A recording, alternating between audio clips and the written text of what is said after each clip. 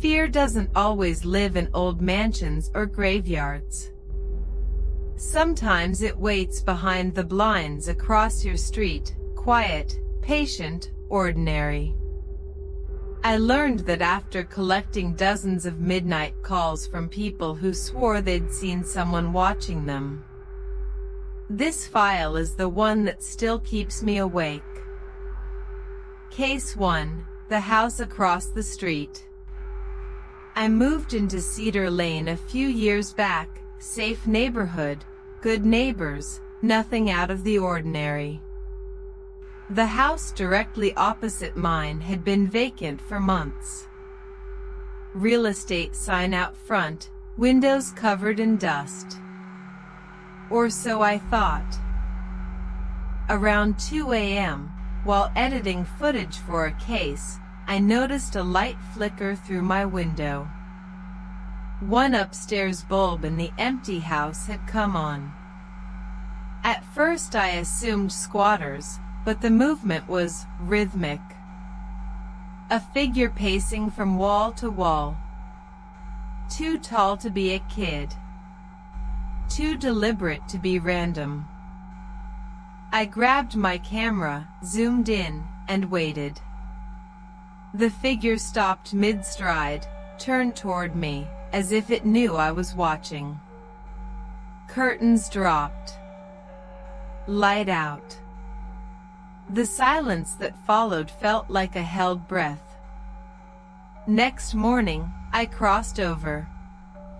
Dust covered every surface, no footprints, no sign of power connection. The breaker box had been removed. Yet that night, the light returned. I called the realtor's number on the sign. She sounded annoyed. "Sir, that property's been empty since 2019.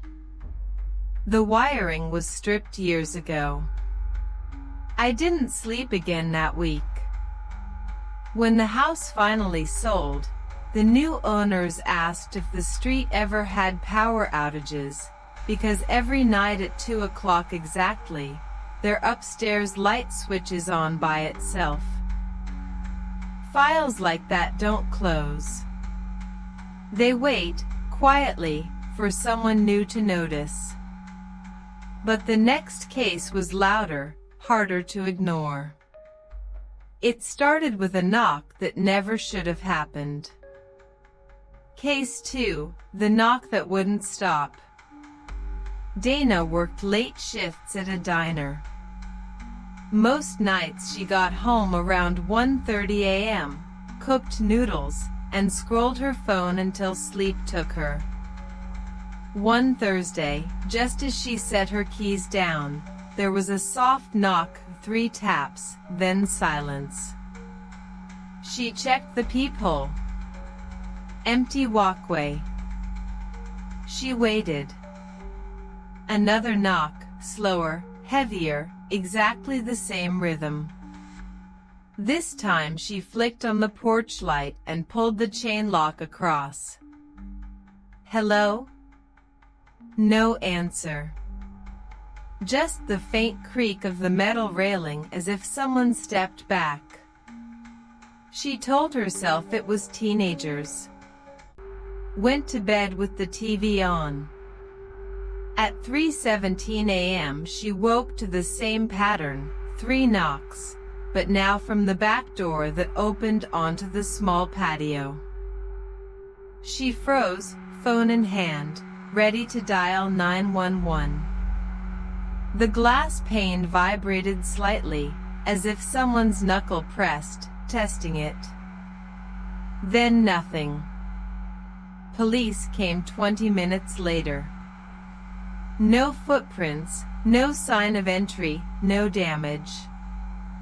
Officer said, "Ma'am, sometimes pipes make that sound." She laughed, but only once. Next night she set up her phone camera aimed at the front door before work. The footage showed nothing until 2:59 a.m., then a shadow moved across the peephole, paused, and the doorknob turned slowly clockwise, stopped, released. She never heard it. The final video is still on her cloud account. At 3:01, two faint knocks echo, and a whisper barely registers in the mic. "You changed the light." She moved out the following day. That apartment has new tenants now. The building manager says every few months someone replaces the porch bulb, and within a week, another vacancy sign goes up. Fear is a pattern. It repeats until someone finally looks directly at it. The next story came from a man who did look straight into the dark and realized the dark was looking back. The hardest thing to convince people of is that you can be in danger without a sound. No crash, no scream, just a quiet, watching kind of danger. The last file in this series came from a man named Russell, a night shift EMT in upstate New York. His story started the same way they all do, with something ordinary. Case 3, the man at the window. Russell lived alone, small one-story rental, big front window overlooking the road. Because of his shifts, he often got home around 3 a.m. That's when he'd sit at his kitchen table with coffee and stare out the window, letting his brain slow down before bed. One night, as snow fell, he noticed footprints on the sidewalk that stopped directly in front of his yard. He thought nothing of it until the next night, new snow, same single trail, ending at the same spot. No sign of anyone walking away. On the third night he set up his phone by the blinds, screen recording the street while he napped on the couch. At 2:48 a.m. the motion sensor chimed once, faintly. The footage shows a tall man in a hood standing perfectly still on the curb, hands in his pockets, staring toward the house for 12 minutes. Russell woke to silence. When he looked outside, the man was gone, but the snow still carried one new print, deeper than the rest, facing the window directly. He called police, they took a report, told him to keep lights on. But the man came back again and again, always the same hour, always leaving one single print. Finally, Russell bought floodlights and aimed them at the street. The following night, 2:46, motion alert pinged. The lights triggered, and for the first time he saw the man clearly. The hooded figure wasn't standing on the street. He was standing on the window ledge, face pressed against the glass, as if he'd climbed there without leaving any tracks. The recording cut out instantly.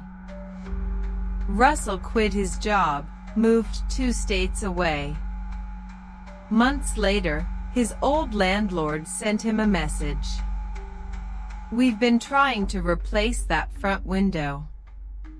There's a handprint burned into the inside of the glass. We can't wash it off. People always ask me if these stories connect, if the same person could be behind all of them. I tell them it doesn't matter.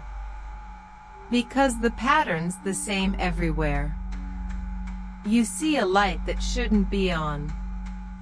You hear a knock that shouldn't exist.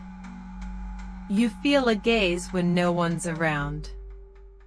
The world is full of open doors and quiet watchers, testing to see who notices.